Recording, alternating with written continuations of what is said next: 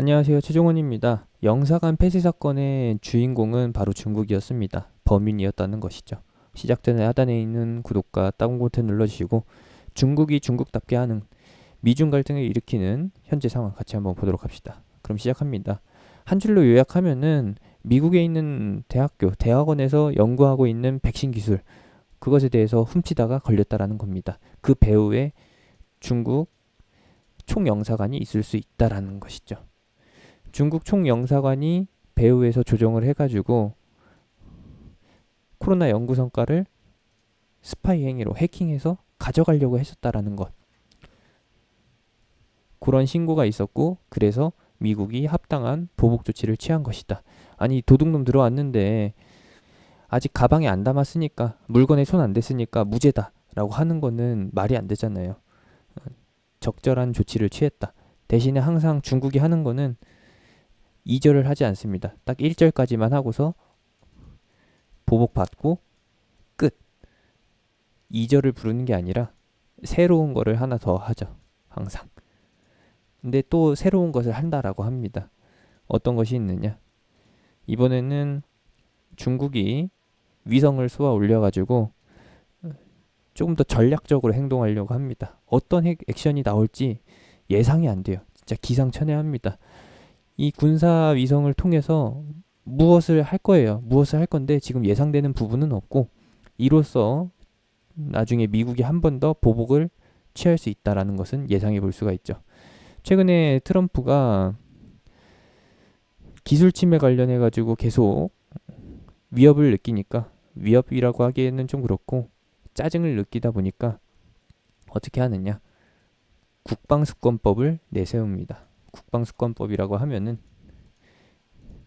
이러한 비슷한 행위가 있었을 때 미국에게 무형자산 손실을 입히거나 아니면은 침탈 행위로 미래의 수익, 미래의 이득을 뺏어가려고 할 때 거기에 대해서 군사적 제재나 아니면은 경제 제재를 진행할 수 있다라는 것. 그것을 합법화한 거죠. 이렇게 진행이 됩니다. 그래서 추후에 다시 한 번 더 위성 가지고서 문제가 발생되고 거기에 대해서 미국이 중국 기업들한테 또 한 번 칼을 휘두를 수 있다라는 거. 요거는 여담인데 어제 있었던 주요 회사 CEO 청문회에서 누구는 그냥 소신 발언을 하는데 누구는 중국 의식을 합니다. 의식을 한 게 누구냐? 바로 애플이죠. 중국에서 그래도 10% 이상 매출을 찍어주고 있으니까 애플 쪽에서는 여기에 대해서 중립을 유지합니다. 페이스북이나 아마존 같은 경우에는 솔직히 중국한테 뭐 밉보여도 상관없잖아요. 근데 구글 같은 경우에는 중국 외에 거주하고 있는 해외에 거주하고 있는 중국인들이 구글을 많이 사용하다 보니까 약간 민감하게 중립보다는 중립에 조금 걸치는 정도로 답변을 합니다. 어떤 식으로? 중국 정부가 어떤 기술을 훔쳐갔는지 구체적인 사례에 대해서는 뭐 아는 바가 없다, 얘기할 수가 없다라고 하는 것이죠. 그런 사건이 어딘지 어디에서 발생했는지도 모릅니다. 읍읍 한 거고 내가 아는 것만 대답할 수 있다. 대답을 회피하겠다라는 뜻. 이렇게 합니다. 근데 뭐 이전에도 구글이 중국한테 당했던 것도 있긴 한데 또 이득을 보는 부분이 더 크니까 문제 일으키지 않고 조용히 넘어가려고 하는 것이죠. 이렇게 이해를 해보시면 되겠습니다. 이런 것이고 뭐 그런 한편 바로 또 보복을 받은 중국이 미국한테 관계 개선을 원한다라고 합니다. 근데 이거는 너무 뻔하잖아요. 화전양면 전술. 앞에서는 딸랑딸랑 뒤에서는 그 뒤로는 손을 뒤로 하고서 칼 들고 있는 항상 중국이 중국답게 행동하는 그 모습 중에 하나입니다. 내용을 볼 필요도 없어요. 이래 놓고서 또 뒤통수 치니까. 저렇게 말하기 전에 어떤 것을 하느냐?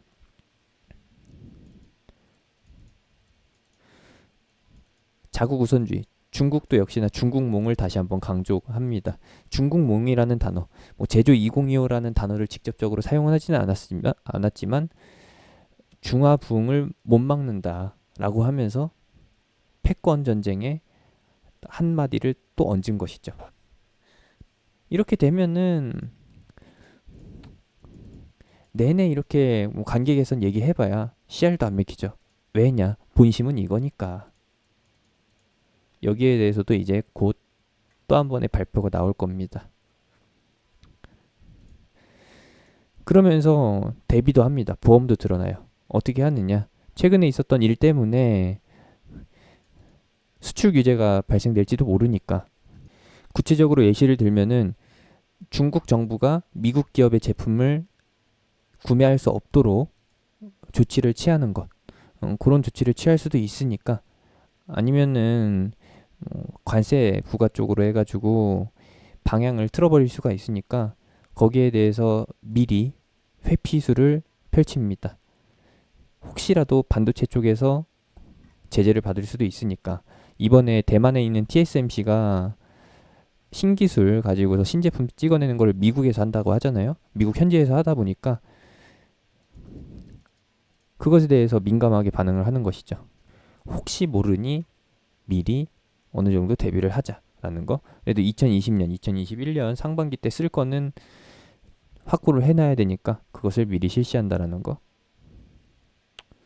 그래서 이번에 중국이 막대하게 반도체 칩을 사재기 해가지고 공급 부족 사태가 일시적으로 한시적으로 일어났다라고 하는데 반도체 시장에는 그렇게 크게 영향을 미칠 것 같지는 않습니다. 왜냐? 최근에 공급량이 수요량보다 많아가지고 뭐가 일어났었어요? 반도체 가격 하락 우려가 생겼었죠.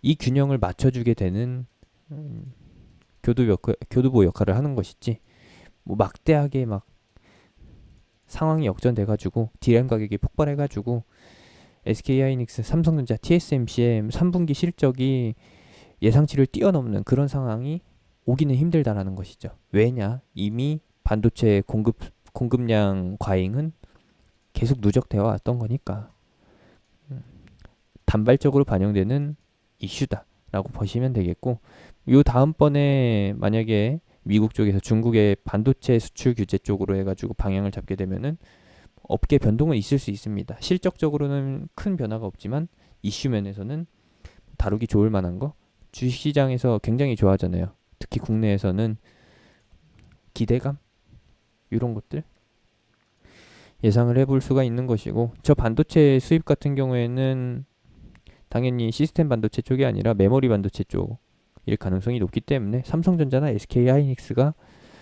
이익을 얻어가기에는 굉장히 좋은 상황입니다. 그래서 결론적으로 보게 되면은 미중 갈등 관련주 횡보세가 길어질 수는 있으나 이대로 테마가 끝나는 게 아니라 또 한번 단발적인 슈팅을 보여줄 것이다 라고 얘기를 하는 것이고요. 이렇게 내용 참고하시면서 보시면 되겠고, 뭐 적절한 자리이긴 한데 언제 튀어갈지 모르니까 이번 영상에서 확실하게 말씀드리기는 어려울 것 같습니다. 추가적인 이슈가 장전이 되어 있다라는 거, 다만 주가는 꺾였다가 다시 한번 슈팅을 보일 수 있다라는 거 참고해 보시면 좋을 것 같습니다. 뭐 대장주 같은 경우에는 고가갱신이 나타날 수 있는데 노바텍이나 세노텍, 티플렉스 같은 종목, 뭐 샘프식품 같은 경우에는 이번에 발생된 갈등 이슈를 모두 다 반납했잖아요. 이런 식으로 또 한번 진행이 될 수 있다라는 걸로 봐주시면 되겠습니다. 그러면 대략적으로는 이해하셨죠? 다음번에 또 얘기할 기회가 된다라고 하면은 또 영상으로 해서 업데이트 해드리는 거고요. 최근 시장 반응이 굉장히 좀 둔감해졌습니다. 뭐냐? 증시라고 하면은 지수를 말하는 건데 지수의 민감도가 많이 떨어졌어요. 즉 미중 갈등이 발생돼서 관련주들이 올라가더라도 증시가 그렇게 이전처럼 크게 하락하지 않는다라는 것을 이해해 주시면 되겠죠. 한국 증시는 이런 식으로 가는데 미국이나 중국 같은 경우에는 당사자들 같은 경우에는 좀 민감하게 가능한다. 미국 같은 경우에도 솔직히 미중 갈등으로 인한 뭐 보복전이 미국 경제에 그렇게 큰 영향을 미치지 않습니다. 항상 미국한테 경제 이득이 되는 쪽으로 보복을 취하기 때문에 미국은 오히려 이득을 가져가는 거고요. 항상 보복이 나올 때마다 경제적으로 피해를 입는 거는 중국이라는 거. 그래서 중국 증시가 하락하게 되는 원인이라는 것만 확인해 주시면 되겠고, 한국 증시 같은 경우에는 단발적으로 조정이 일어난다. 이전처럼 막 막대하게 급락이 나오거나 그러진 않는다라고 체크를 해두시면 되겠습니다. 다음번 반응도 지켜봐야 될 것 같고요. 테마는 계속 살아있다라는 게 결론입니다. 제가 운영하는 카톡방은 하단에 있는 링크, 댓글에 있는 링크, 영상 끝나고 나오는 아이콘 타고서 들어오실 수 있습니다.